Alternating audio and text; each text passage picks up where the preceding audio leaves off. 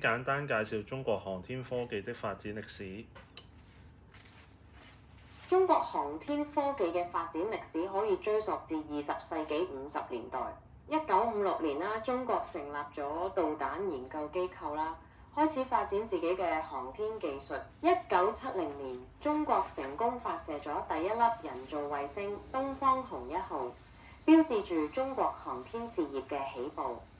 此後中國喺航天領域取得咗多項重要成就，包括1999年成功發射神舟1號無人飛船，2003年成功發射神舟5號載人飛船，使中國成為繼俄羅斯同美國之後第3個獨立掌握載人航天技術嘅國家。2013年，嫦娥3號探測器成功喺月球着陸，實現咗中國首次月球軟着陸。近年嚟，中國航天科技繼續快速發展，包括空間站建設、探月工程、火星探測等項目，展現咗中國喺航天領域嘅強大實力同創新能力。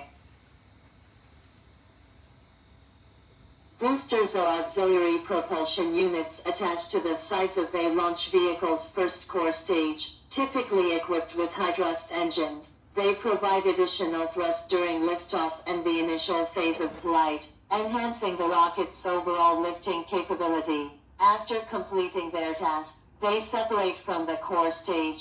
Boosters are a common feature in heavy-lift launch vehicles, such as those used in the Long March 5.